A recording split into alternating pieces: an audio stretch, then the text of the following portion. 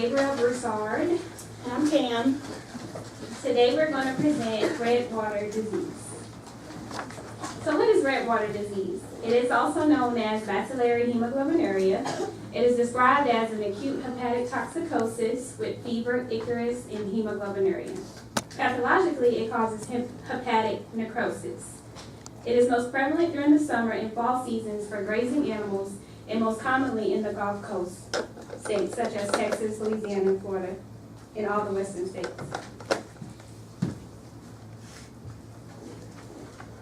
Sorry. So the etiology, Clostridium hemolyticum, and depending on what text you read, you will also see Clostridium novii type V. It is a spore-forming, strictly anaerobic gram-positive organism, and is ubiquitous in the soil and naturally found in the GI tract of cattle. Cattle can become carriers showing no clinical signs and continuously shed in feces and urine. It is extremely hardy in the environment, and it remains in contaminated soil for long periods of time. So the pathogenesis, I'm going to have to minimize this. After ingestion, the spores get lodged into the liver, where they become dormant for an incubation period. Any cause of an anaerobic environment, such as fluke migration, liver biopsy, accidental liver puncture, or any other cause of localized necrosis can cause an anaerobic environment, which will help the organism proliferate. It will germinate and produce a beta toxin, which is also known as phospholipase C, which has hemolytic and lysanthinase properties, which causes a hemolytic anemia, hemolysis, and hemoglobinuria.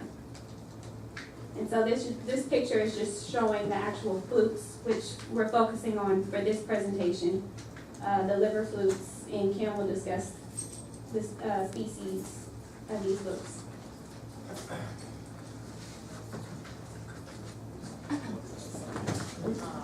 Yeah, sorry, I'm just gonna go off the internet.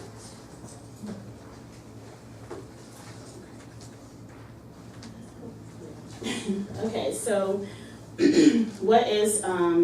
so how do they get fasciola hepatica? So fasciola hepatica is a leaf-shaped liver fluke, 30 millimeters in length and 2 to 12 millimeters in width, has a worldwide distribution, and causes infection in cattle, sheep, alpacas, llamas, and even people. The prepatent period is 2 to 3 months, depending on the fluke burden. Sorry guys, 1 second. I didn't touch it. I think we lost power. Does this happen often? No. Just speak up a little bit, I think we can hear you. Okay.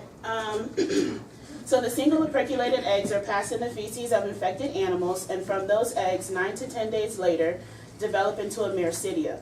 Once in water, the myrcidia hatches from the egg, and within 3 hours infects snails, undergoes asexual reproduction and multiplication to develop into cercaria after 6 to 7 weeks. So the cercaria emerges from the snail and insists on aquatic vegetation and becomes a metacercaria, which is the infective stage. So where they remain for many months unless desiccated. So a naive animal will ingest the infective metacercaria on the aquatic vegetation, and flukes exist in the duodenum, where they penetrate the intestinal wall into the peritoneal cavity and migrate to the liver. The lung flukes penetrate the liver capsule and tunnel through the parenchyma for 6 to 8 weeks. Then the flukes enter the small bile ducts, then the larger bile ducts, and travel to the gallbladder, where they mature to flukes, adult flukes, and shed eggs. The clinical signs that affected animals display are separation from the herd, arched back with a tucked abdomen, a forced walk with reluctance to move and grunting, sudden cessation of appetite, lactation, rumination, and defecation. On physical exam, animals will display tachycardia with a weak pulse and tachypnea, fever, dark red urine without seeing red blood cells on sedimentation, and icterus. And in severe cases, you can see anemia, and death can occur from severe hemolytic anemia and toxemia.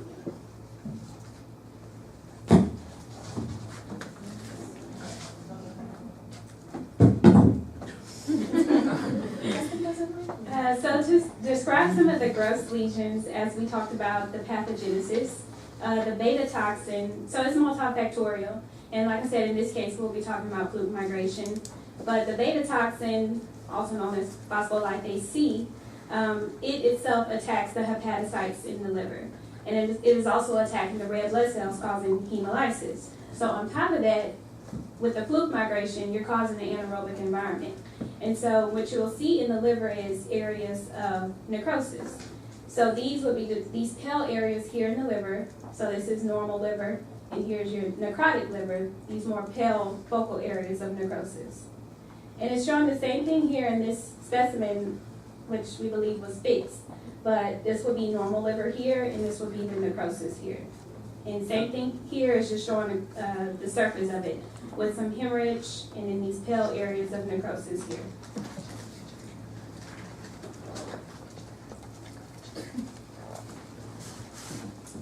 All right, so for the microscopic lesions, this is a 2x magnification H&E stain of a liver with extensive coagulative necrosis, characterized by maintenance of hepatic cords. So coagulative necrosis is predominated by protein denaturation with the preservation of cell and tissue framework. So you can see the hepatic cords here, which are all these linear projections here in the stain. So all these are the hepatic cords. So that just lets you know that the architecture of the liver is still intact. And here's a closest magnification of 20x of the previous slide, displaying multifocal sinusoids filled with colonies of bacteria. So the sinusoids are the spaces in between the hepatic cords, and they should really be clear like this. But if you look over to the right of the stain, you can see that the sinusoids are here filled with a clotting material that you can't really identify in this magnification. But you can also see the hepatic cords here. Here are hepatic cords, and you can see the architecture of the liver is still intact. And this is 100x of the previous slide, displaying blue purplish bacterial colonies with inflammatory cell infiltrates. So here are the bacterial colonies here in the sinusoids. This is a closer close-up of the hepatic cords, and you can also see here, appreciate a remnant of the nucleus here, and you can tell it's kind of the nucleus because you have cytoplasm around it. However, there are no nuclei present over here, which further displays coagulative necrosis. So diagnosis. Diagnosis is based off of clinical signs displaying port wine colored urine that foams when voided, the characteristic liver lesions of migrating tracts from flukes. After difficult isolation of, although difficult, you can isolate Clostridium hemolyticum in culture. You can identify by toxin or demonstrating the organism in liver tissue through fluorescent antibody or immunohistochemistry. So differential diagnoses for bacillary hemoglobinuria would be pyelonephritis and zootic hematuria, also known as Brackenfern toxicity and babesiosis. So treatment. Treatment includes high doses of penicillin and tetracycline, along with blood transfusions and IV fluids. Many factors go into prevention, but the best method of prevention would be vaccination. And the other two options aren't practical due to environmental and management difficulties. So our references. Any questions? Yes, Dr. Etzioni. So you guys said hemoglobinuria. So what kind of hemolysis is that? That would be an intravascular hemolysis. Okay, thank you. What would you have if you did have extravascular hemolysis? What would be the product in the urine? I give you a hint. What would the mucous membranes look like? Oh, you would be ignorant. Okay, sorry. So what's the product that'll come into the urine? Bilirubin. Okay, and hopefully by now the second years have, well, I don't know if you guys have had this or not. What kind of bilirubin, seniors should be able to answer that. What kind of bilirubin is in the urine? It's what? Conjugated. It's conjugated. If it's not conjugated, it should not fit through the intact glomerulus. Okay, so if you've got bilirubinuria, it's conjugated. Thank you. For my second year. Hey. She mentioned those pedicords being preserved there, that they were necrotic. What was the type of necrosis she mentioned? Okay, so the characteristic of coagulated necrosis on a microscopic level is what features do you look for to determine that this is coagulated necrosis on a microscopic level? Is it color? What about color, first of all? What's the color? All right, what about the nuclear detail? If you don't have it, it's called what? It's called what? Carriolized. It's fragmented, you got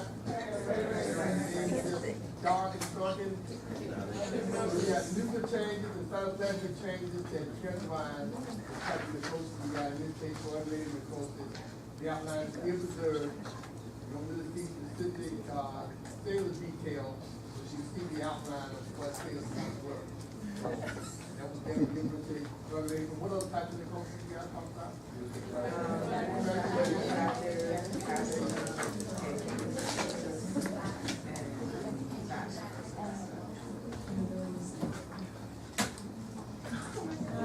Okay. Good job, guys. All right, so we have questions for you, and if you need us to read it, it's too small, let us know. So, just FYI, this is a very similar question to DEPRA, so you couldn't like copy it and paste it, but it's very, very similar. The length of this is similar, so to Natalie. Go ahead and read it just in case it's hard to read. Okay, you arrive at a beef cattle ranch in Amarillo, Texas. The rancher has a complaint of sudden death in adult cows with a few staggering.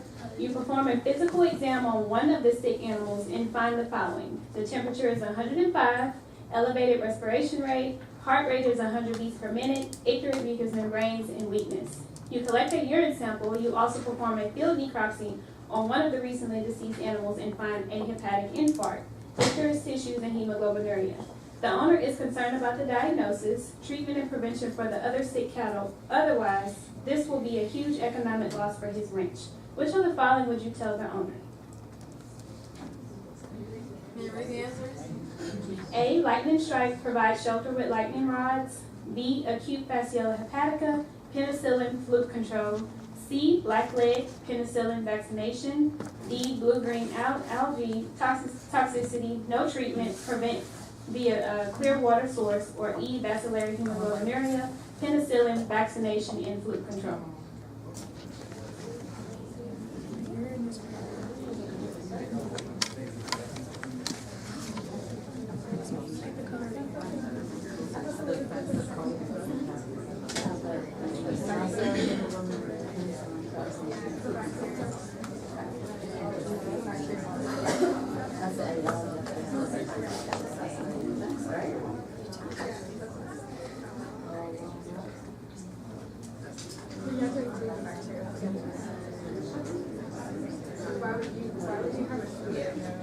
Everybody good? Yes? Yes.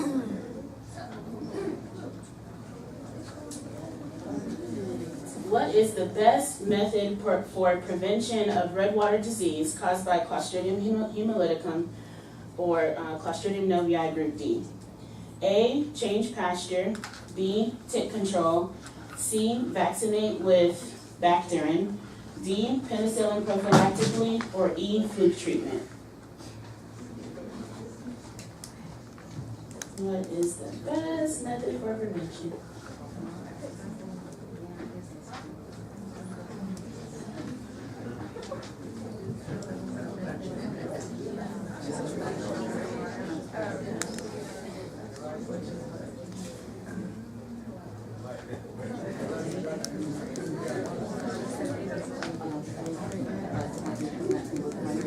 Is everybody good? Okay.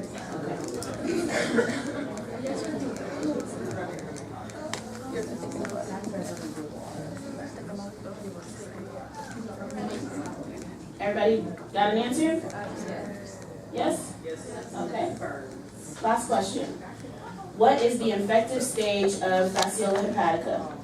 A, metacercaria, B, the redia, C, the sporocyst, or D, the myristidium?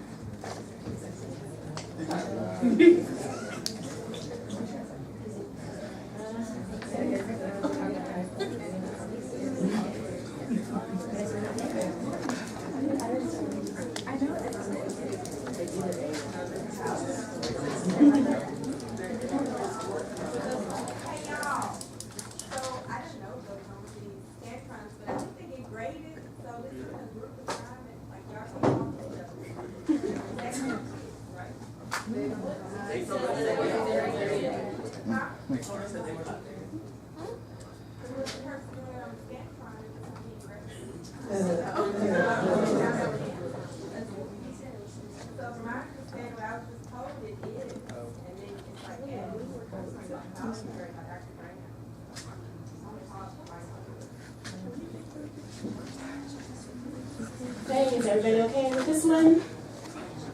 Everybody have an answer? Yes? Okay. Well, that's it. That's all we got for you. Thank y'all.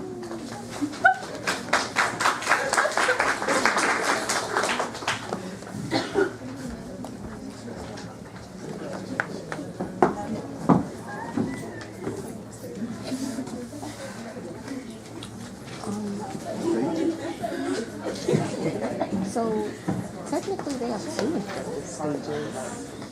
Yeah, I don't know if you remember. This was D. This was A. I thought this one was. Huh? I thought this one was infected. Because it's going to the snail? Yes, it wouldn't be until it died. Right. So that one was This is a metacarya. That's A. Good morning, everyone. My name is Grisel Machado, and my friend here is Deidre Bowie. This morning, we're going to be talking to you about swine erysipelas. So swine erysipelas is a disease caused by a bacteria called Erysipelatris russophatii. This bacteria is a gram-positive and rod-shaped bacteria. It can grow in anaerobic and anaerobic conditions. It is believed to affect growing and finishing in adults, including from 3 months to 1 year, also including pregnant sows. It is also believed that up to 50% of pigs in intensive swine production areas are considered to be colonized. At least 22 to 28 serotypes are known. Within this, the 1 and 2 are the most common types isolated from clinical erysipelas believed to cause the disease. It is of public health importance because when veterinarians tend to vaccine these animals, they can get infected when using the vaccination of bacteria form. How is this bacteria transmitted? So normally the organism is commonly resides in the tonsillar tissue once it infects. It is mainly by fecal oral or oronasal, but it can also be transmitted by secretions of the contaminated water, skin, and skin abrasions, including the feet. And outbreaks can be acute, chronic, or clinical in appearance. Like I already mentioned, it is believed that up to 50% is already exposed worldwide. So natural exposure on farms where the organism is endemic. Maternal-derived antibodies provide passive immunity and suppresses the clinical disease. So on the older pigs, they develop protected active immunity after exposure to the organism, which does not necessarily lead eventually to clinical diseases. So the pathogenesis of this disease is mainly by the invasion of the bloodstream, which occurs in all infected animals in the first instance, by the enzyme called neuroaminidase, which cleaves mucopolysaccharides in cell walls, which could lead to vascular damage. By adherence of monocytes to vascular walls, as well as causing thrombi, interfering with microcirculation in capillaries and venules. It can also develop to an acute septicemia or bacteremia in either organs, joints, and up to date, it is not well determined which are the factors that can lead to this condition. And the incubation period can be between 1 to 7 days. So the clinical signs that we're gonna commonly see on the acute and chronic form, starting with the acute form, this can be divided in subcutaneous tissue or septicemic form. Animals may die suddenly without any previous signs. They can be depressed, they can be parexic or hypothermic, they can be reluctant to stand or move, they can be anorexic, present thirst and casual vomiting, and more frequently in growing and finishing pigs as well as does or pregnant sows. And they can also possibly show conjunctivitis with ocular damaging or ocular discharge. So for the acute form, which I already mentioned, it can be mainly the subcutaneous form or septicemic. We're gonna see more often red to purple discoloration of the skin, of the jaw and ventral surface, specifically for the septicemic form. This is named as a classical diamond shape, which is red notochondrial plaques, often measuring 2.5 to 5 centimeters square of diffuse edematous eruption with the same appearance. This is almost pathognomonic for this disease, but it's not always present. So the chronic form of the clinical signs is usually indistinct except for joint lesions, which is like arthritis, and possible alopecia, sloughing of the tails and the tips of the ears. So you have a lot of sloughing due to the damage of due to vasculitis and necrosis. So hyperkeratosis of the skin in the back and shoulders and legs, you often see that. So here is just a picture of the arthritis. So lesions on necropsy, as we said earlier, we can have lesions on necropsy. We have petechiations of the kidney surface because this disease mainly attacks the vascular system. So we have damage to that. So we have these tiny little